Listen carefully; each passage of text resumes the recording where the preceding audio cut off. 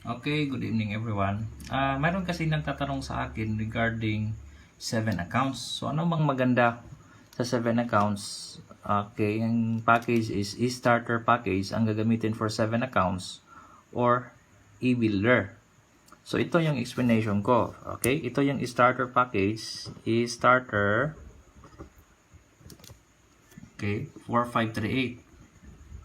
4538. Meron siyang okay, A-starter times 7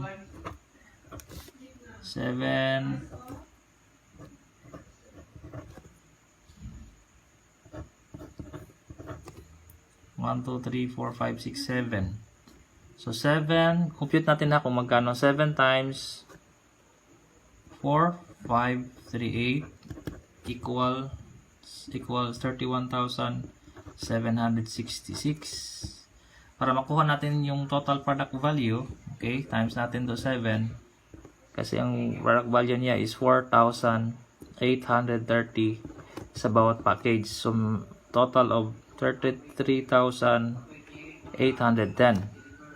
So kunin natin yung difference. So meron siyang parang earnings na 2,044. Okay? So compute naman natin yung pairing. Kasi meron siyang pairing kasi iba-ibang package ito. Starter, iba-ibang package. So yung pairing niya, okay, referral muna. Okay, 300 bawat packages, bawat starter. So 1, 2, 3, 4, 5, 6. So 300 times 6 equals 1,800. And then yung pairing niya, count natin ilan yung pairing niya. 1, 2, kasi mag-pair dito. Okay. 1, 2, 3, 4, 5. Okay. 5. So 500 times 5 is equal to 2,500. So i-total natin lahat kung magkano yung total product value, less natin 2,044 plus 18 plus 25, okay, total of 6,344. So kumbaga yun ang maging earnings mo pag lahat total product value at saka pairing, self pairing. Okay? So dito naman tayo sa e-builder package. Ang e-builder package, wala siyang self-pairing kasi package siya for e-builder. Pero 7 accounts. Okay, yan, e-builder 15,988. Okay? So 1, 2, 3, 4, 6, 7.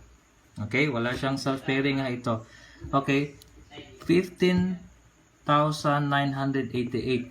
So 15,988. Tapos ang total worth product niya is 21,000. Okay. Total product value. So kunin natin yung parang profit mo. Okay. Sa product lang, kung mabenta mo, for example, 5,012. Okay? So, mayroon siyang 5,012. Compare dito, mas malaki, di ba? Ang e-starter, malaki ang kanyang, kasi meron siyang self-pairing at saka sa product dito, wala siyang self-pairing. Ano bang advantage ng e-builder? Okay, so ito kasi, ang advantage ng e-builder is package. Okay, maliban sa pinalabas mo na pera na 31,766, okay, instead of that, 15,988 ang pinalabas mo dito sa builder. 7 account at saka meron kang 5,000 21,000 worth of product. Okay? So, mas malaki yung pinalabas mo dito, pero ito yung kinita mo, 6,344. Dito, 15,000 pinalabas mo, pero kumita ka ng 5,012. So, make it sense. Di ba? At saka, ang advantage pag builder, Okay, sales package siya, isa lang ang maintenance mo. Okay, sa business mo. Okay, ito sa builder, maintenance mo is only 100 points. 100 points is equivalent to 1 box of barley. Meaning, 1 box of barley, okay, is equivalent to 1,365. Isang account lang, ang main account lang sa e-builder, ang i-activate mo. Ito lahat, itong 7 accounts mo is activated. Kumita siya sa mga pairing later kapag makabuild ka ng mga members mo. Dito naman sa e-starter, okay, since individual package ito, okay, since individual package, mayroong mga self-pairing. So, bawat isa, 100 points, bili ka ng 1 box, bawat isa, okay, worth 1,365.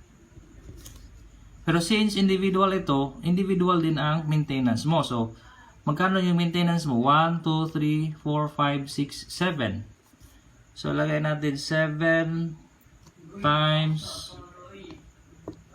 1,365. So, maintenance mo every month para kumita ito lahat na account, total of 9,555. Again? So, medyo malaki, di ba? Compare sa 1,365 na maintenance mo, okay, kita lahat ito, kaysa 9,555 ang maintenance mo sa bawat account. So, actually, maganda itong e-starter, pero parang traditional na siya way of building sa position mo. Kasi malaki ang gastos mo, at saka, okay, malaki ang maintenance mo. Whereas, dito sa e-builder, okay, isa lang ang maintain mo na account, kumita lahat itong 7 account, at saka, yung capital mo is 15,988, saka kumita ka na worth of product total of 5,012